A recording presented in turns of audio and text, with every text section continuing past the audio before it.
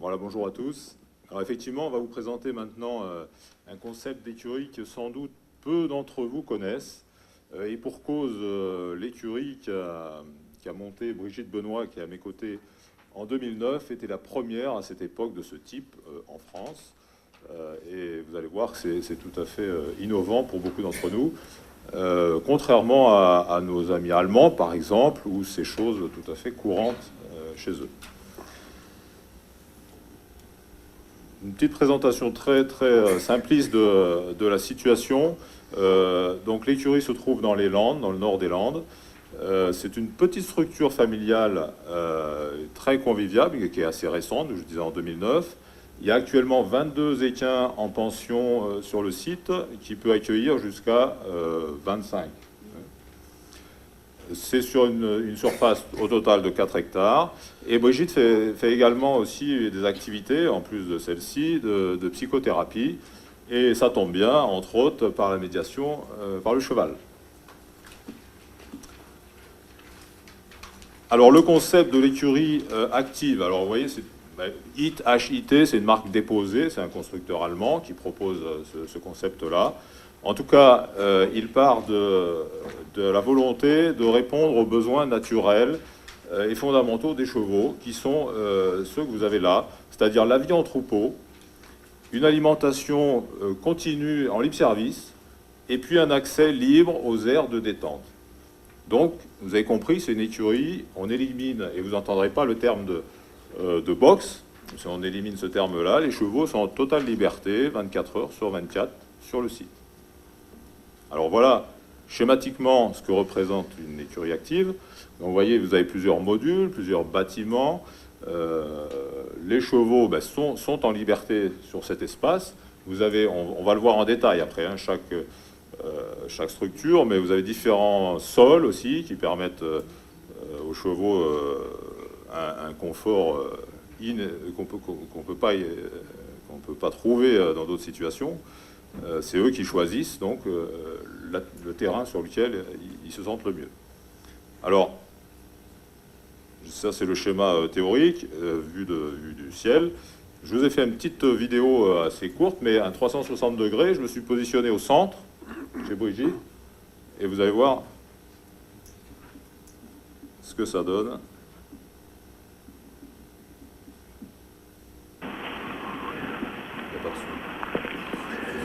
Il y a le son de mes pas, quoi. Voilà. Vous serez indulgent sur la qualité de la vidéo, parce que c'est fait avec les moyens du bord, avec un smartphone. J'ai pas de compétences particulières en cinéma non plus. Si vous avez le mal de mer, vous me le dites, j'arrête.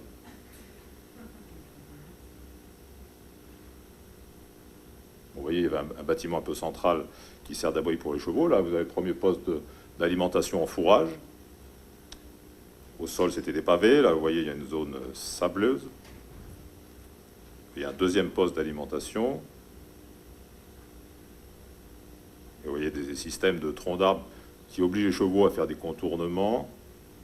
Et un distributeur automatique de concentré qui est là.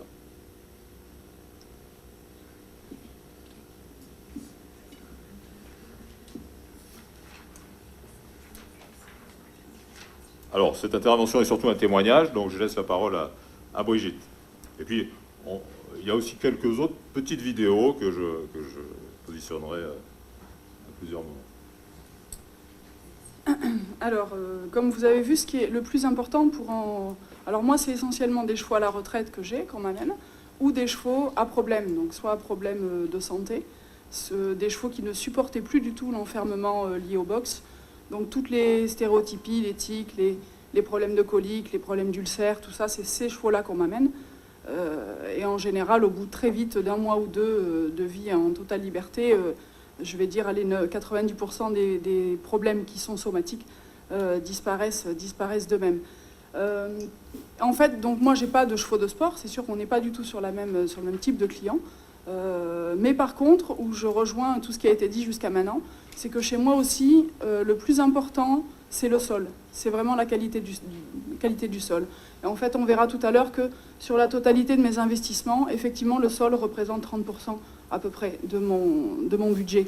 Parce que ces chevaux-là marchent toute la journée, 24 heures sur 24, et c'est super important. qu'ils aient une qualité de sol réfléchie, diversifiée.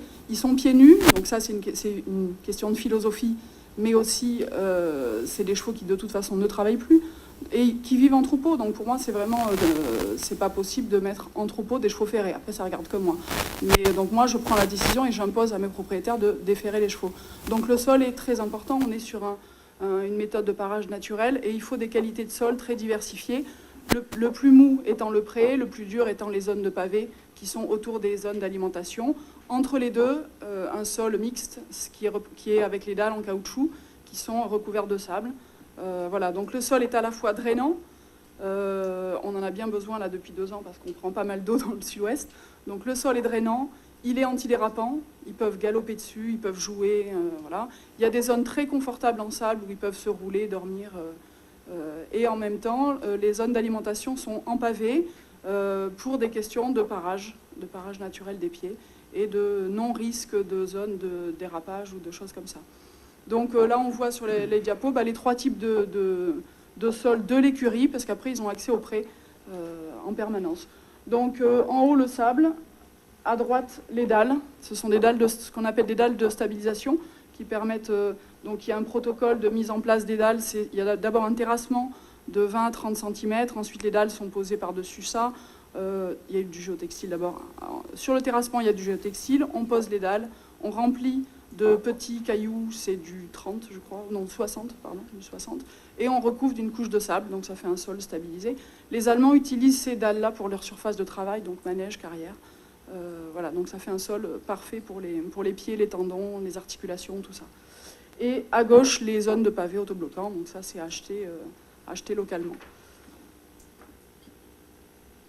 Donc le sol est très important. En fait, cette idée est née d'un homme qui s'appelle Thorsten Heinrich, qui est un ingénieur, qui était simplement propriétaire, lui, de ses chevaux, et habitant Hambourg, centre-ville d'Hambourg, il a cherché une solution pour faire vivre chez lui ses chevaux en ville, tout en respectant au mieux leurs besoins physiologiques. Donc l'idée, c'est vraiment d'optimiser les petites surfaces. Il est bien évident que si j'avais 50 hectares à ma disposition, je n'aurais jamais investi dans un système comme ça. On est clair, j'avais à ma disposition 4 hectares et je voulais faire de la pension. Et les faire vivre décemment avec mes idées à moi. Donc faire vivre 20 chevaux sur 4 hectares, c'est juste pas possible. Ou alors il faut que je demande 1 000 € par mois, mais on n'est pas en Suisse, donc c'est pas possible non plus. Donc ce système-là permet vraiment de les faire vivre sur 2000 m², c'est-à-dire que là, ça fait 1 mois qu'ils n'ont plus accès à la prairie parce que c'est plus une prairie, on est inondé depuis pas mal de temps maintenant. Ça fait 1 mois que les vins vivent en permanence sur les 2000 m² et il n'y a aucun souci, ni de comportement, ni de pathologie. Donc c'est vraiment une opportunité d'optimiser des entrepreneurs qui n'ont pas les moyens d'avoir ou pas la possibilité d'avoir une grande superficie de propriété. On peut faire vivre décemment des chevaux sur une toute petite superficie. Donc j'en parlerai après, mais pour moi, c'est vraiment une perspective de développement, entre autres des poneys clubs, qui sont en ville. Et faire vivre des poneys en liberté, on a moins de problèmes après de comportement qu'avec des poneys bloqués au box, qui après accueillent les gamins, quoi. Donc voilà, donc ça c'était une divergence. Alors là, vous pouvez voir le distributeur de concentré, parce que le fourrage, lui, est distribué en permanence et à volonté. Donc là, on ne calcule pas les rations. Quand il n'y en a plus, on en remet. Tout le monde mange ensemble, du petit poney Shetland à l'anglo, tout le monde mange ensemble le fourrage. Le fourrage n'est pas quantifié. Le distributeur de concentré, lui, c'est vraiment la zone stratégique. Il y a un seul distributeur pour tous les chevaux. Donc un distributeur comme ça peut alimenter jusqu'à 30 chevaux. Ils sont tous équipés, donc on voit la petite jument blanche qui attend son tour. Les chevaux sont équipés d'un collier sur lequel il y a un transpondeur, donc une puce, qui va identifier l'animal. Quand l'animal, voilà, là on le voit sur la vidéo, la petite jument qui est en train de manger, en baissant la tête vers la mangeoire, elle passe devant une plaque noire qui est le lecteur de puce. Et le distributeur, à ce moment-là, identifie l'animal et lui donne ce qu'il faut précisément à cet animal-là, à ce moment de la journée. Donc les rations sont calculées en fonction de la race, de l'utilisation, des besoins de l'animal précisément, quoi. Ils ont tous 20 repas par jour, voilà, 20 repas sur 24. Donc ils peuvent, à chaque fois qu'ils vont se présenter dans la stalle, ils vont recevoir un 20e de leur ration. Donc le petit poney qui doit avoir que 1 litre par jour peut vivre ensemble avec l'anglo qui est à 8 litres. Non, j'ai pas de chevaux à 8 litres chez moi, mais qui sont à 4 ou 5 litres. Quoi. Ils attendent, voilà, ils attendent. Donc c'est ce que je dis en riant, c'est le McDrive. Ils attendent leur tour, mais il n'y a pas d'agressivité parce qu'ils savent que de toute façon, ils auront à manger en temps et en heure. Ça enlève vraiment, alors là, 100% des comportements agressifs liés à la nourriture parce qu'ils n'ont jamais faim. Parce qu'ils viennent manger, ils ne dépendent plus de nous pour venir manger, ils viennent manger quand ils en ont besoin, quand ils ont faim. Le fourrage est à volonté, donc par ailleurs, ils ne stressent pas. Si à un moment où ils se présentent, il n'y a pas le grain, c'est pas très grave.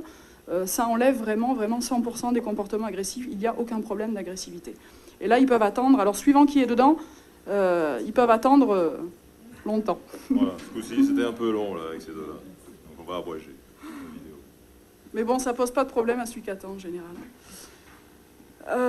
Voilà, donc le fourrage est distribué dans les petites maisonnettes à foin. Ils peuvent manger... Alors, dans la théorie, c'est dit un râtelier de ce type-là pour 12 chevaux. Là, c'est pas possible. Moi, même avec les chevaux très cool et qui se connaissent bien, 12, ça fait beaucoup autour d'un seul poste. Donc moi, j'ai réduit à 5, 1 pour 5. Voilà, donc chez moi, il y a un poste pour 5. Alors, j'ai beaucoup de poneys aussi, donc il faut réguler en fonction du type de chevaux qu'on a. J'ai beaucoup de poneys, de vieux chevaux, donc c'est un groupe très stable, très tranquille. Sur des jeunes chevaux, des chevaux plus de sport, il faut peut-être multiplier les postes de fourrage. Mais ça, en fait, c'est à voir en observant, en regardant son groupe, en passant beaucoup de temps avec eux. C'est très facile de rajouter un râtelier si vraiment il y a un petit peu de problème pour les dominer. Mais à ce jour, moi, j'ai passé une trentaine de chevaux, j'ai 4 ans de recul, donc j'ai passé en tout une trentaine de chevaux avec ceux qui sont entre-temps partis. J'ai eu aucun échec d'adaptation. Aucun. On a réussi à tous les mettre, y compris des chevaux, des retraités de compétition qui avaient connu 16 ans de boxe, jamais vu de chevaux de leur vie, autre que sous la selle du cavalier. Ils ont tous réussi à s'adapter à ce système, et très vite. C'est plus les propriétaires qui ont un problème pour s'adapter. De voir leurs chevaux au milieu de 20 autres, ça les stresse pas mal.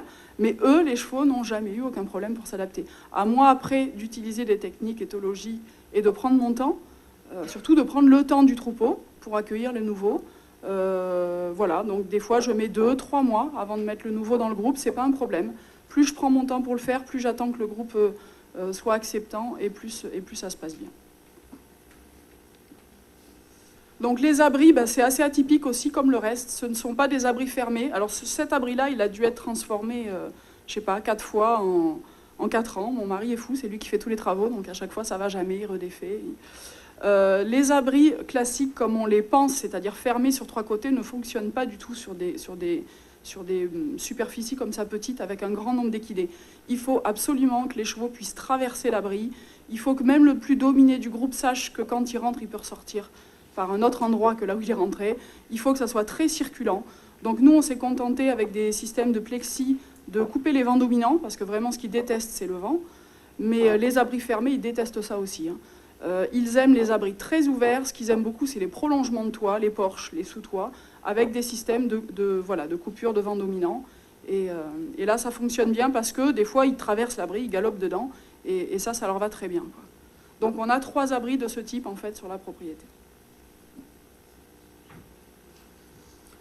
Donc là, on voit une photo des box d'adaptation, parce que bien sûr, c'est ce que je disais, quand les nouveaux chevaux arrivent, je ne les mets pas dans le groupe de suite. Donc on a un système là j'ai 3 box, donc je peux accueillir 3 chevaux en même temps. Ce sont des box ouverts, chaque box donne sur une petite cour pavée. Donc même dès le premier jour, ils ne sont pas fermés aux box. Ils sont la journée dans un pré, à part. Il y a un pré d'1 hectare qui est consacré aux chevaux en adaptation. Et la nuit, ils sont mis dans ce système de box plus petite cour pavée individuelle. Volontairement, cette zone, pour les nouveaux, est au cœur de l'écurie. Donc dès le premier jour, les chevaux du groupe tournent autour, vivent avec eux, et pour le coup, les premiers contacts se font ici, sous surveillance. Voilà, donc ça se passe en 8 jours, 8-10 jours à peu près. Il n'y a déjà plus de problème d'accueil, de couinement au-dessus des clôtures, voilà. Au bout de 8-10 jours, le groupe est complètement tranquille avec les nouveaux chevaux. Et j'attends en moyenne 1 mois pour mettre les chevaux dans le groupe. déjà pour que les nouveaux s'habituent à moi, s'habituent à ma façon de travailler. Voilà, il faut vraiment qu'ils aient posé leur valise et que je les sente vraiment prêts à apprendre. C'est quand même un apprentissage pour eux qui n'est pas facile, donc il faut vraiment qu'ils soient sereins et qu'ils soient accompagnés. Donc, alors volontairement, j'ai choisi de ne pas mettre d'électricité au niveau des clôtures dans la cour, parce que 2000 m², il ne faut pas qu'ils aient peur d'aller se mettre un peu sur les clôtures si ça bouge. Donc il n'y a pas du tout d'électricité dans la cour. Normalement, c'est des clôtures en galva, voilà. J'avais pas les moyens de me payer des clôtures en galva, donc là on a fait du système D. C'est des clôtures en tube qu'on a fabriquées, qu'on a récupérées sur une société pétrolière. On a la chance d'avoir une société pétrolière pas loin. Donc c'est du fait maison. De toute façon, tout ce qui a été fait, nous, c'était du fait maison. On en parlera tout à l'heure. C'était de l'autoconstruction depuis le début.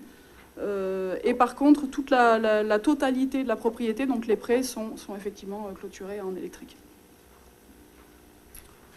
Donc ils ont 3 hectares en libre accès, puisque la cour donne sur leur lieu de vie. Volontairement, il n'y a pas d'eau dans l'écurie, parce que, je vais dire, sur ce système-là, il y a 3 grands principes. Donc c'est une vie en troupeau, une alimentation en continu et du déplacement le plus possible.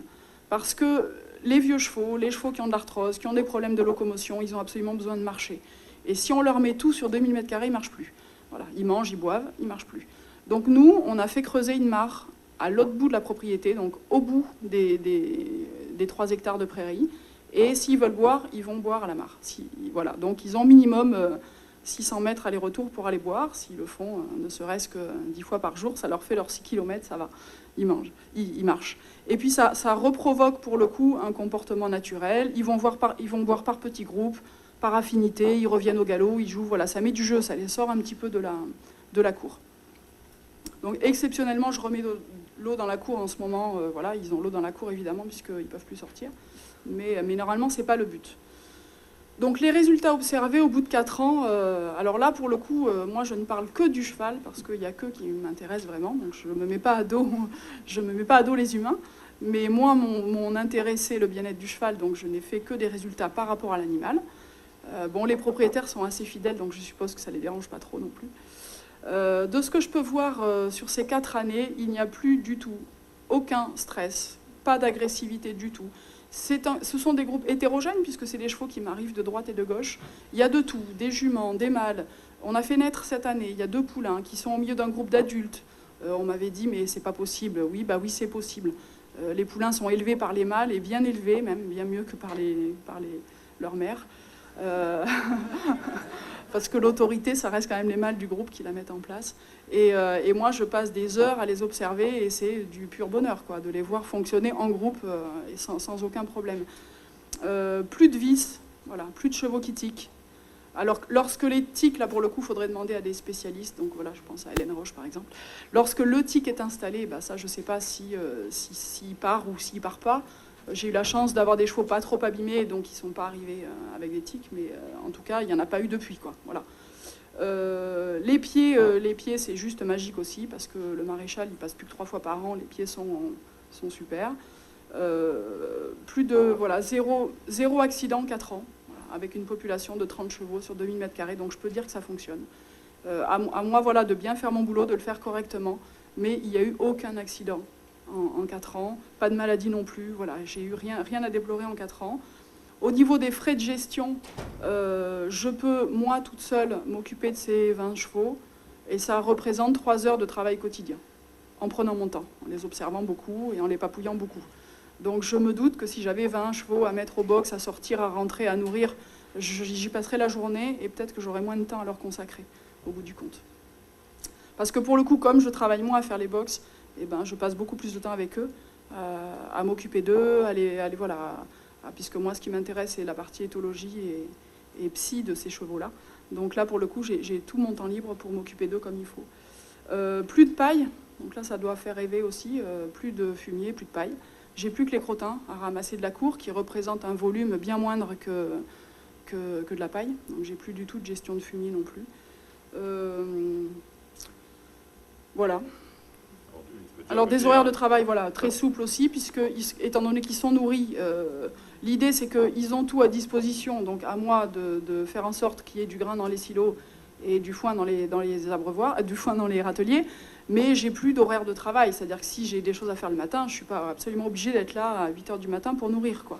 Mon heure de travail, il est quantifié sur la journée. Oui, je sais que j'ai 3-4 heures minimum de travail à y passer, mais je répartis ça comme je veux, comme ça m'arrange dans la journée.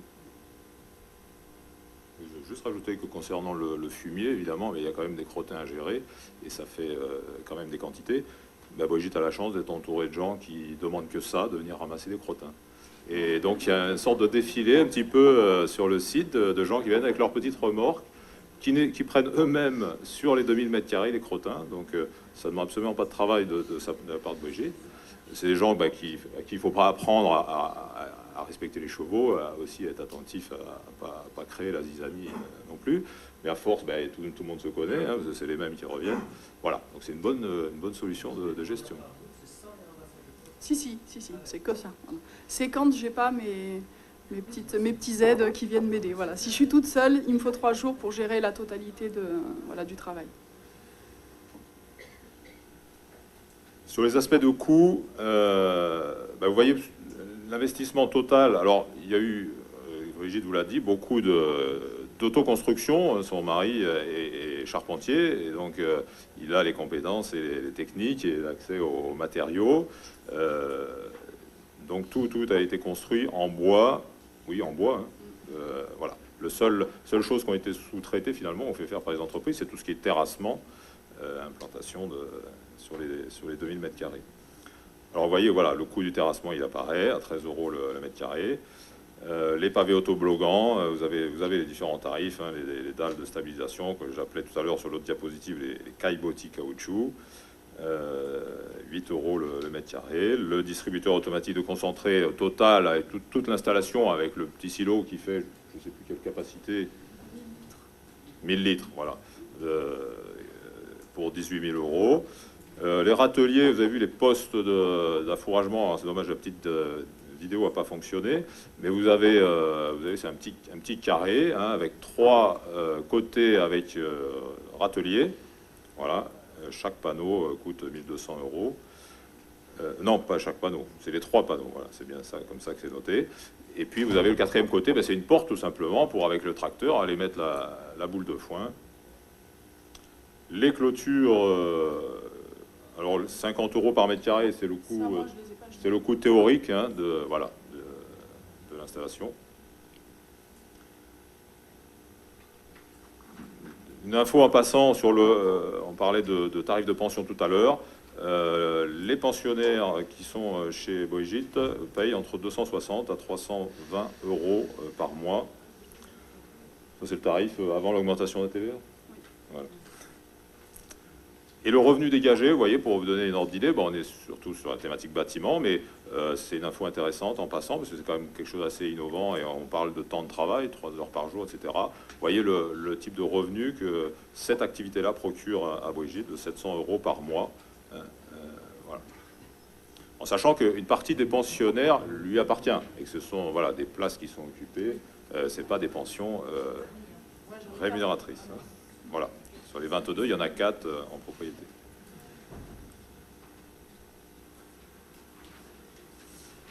Alors le retour d'expérience, ça nous a demandé quand même 1 an de travail assez titanesque, parce qu'on n'avait pas du tout d'outillage, donc on a tout fait à la pelle, à la brouette, enfin c'était juste l'horreur, quoi. Donc si c'était à refaire, ça je ne le referais pas, c'est sûr et certain. Mon mari non plus, je crois, je n'ai pas demandé, mais j'ose même pas lui demander. Donc voilà, donc là je mets un peu d'humour, mais c'est colossal de se lancer tout seul là-dedans, et en fait je suis la 3e à dire ça sur les petits reportages d'avant. Pendant qu'on fait ça, on ne fait pas autre chose. Et donc on a l'impression d'économiser. Au bout du compte, je ne suis pas sûre, parce que pendant ce temps-là, on n'est pas à notre métier, pendant ce temps-là, on ne peut pas faire ce qu'on a à faire, quoi. Donc voilà, maintenant je ne sais pas, j'ai un petit doute par rapport à ça. On l'a fait, c'était une expérience, mais je pense que je l'intégrerai maintenant dans le projet de financement au départ, et sans laisser en tout cas beaucoup moins à faire, quoi. Mais là c'était juste colossal. Et sinon, l'idée qui me venait quand je vois moi vivre mes chevaux, c'était ce que je disais tout à l'heure, c'était pourquoi pas véhiculer ça plutôt dans les poney clubs, plutôt dans les centres équestres de ville. Pour moi ça reste un compromis à la ville, quoi, un compromis au centre équestre de ville où les chevaux sont fermés, où il y a des accidents, malheureusement, ça on ne peut pas le nier. où les chevaux, les poneys sont lâchés pas assez souvent. Alors je parle pas des... En milieu rural, oui, les poneys sont dehors, mais en ville, moi je vois à Bordeaux, tout ça, bah, les poneys sont fermés, quoi.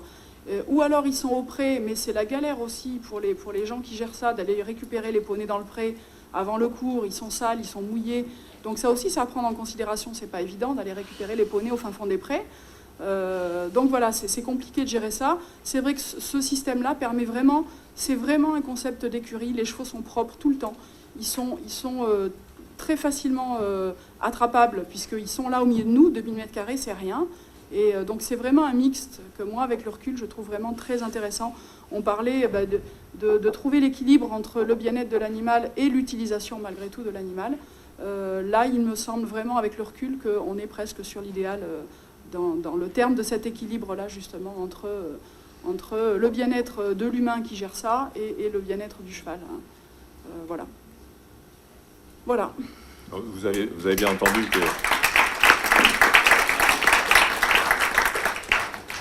Juste un petit rajout, vous avez bien entendu que les pensionnaires, les chevaux pensionnaires chez Brigitte sont soit des chevaux retraités, soit au repos, enfin en tout cas qui n'ont pas une activité sportive étonnante.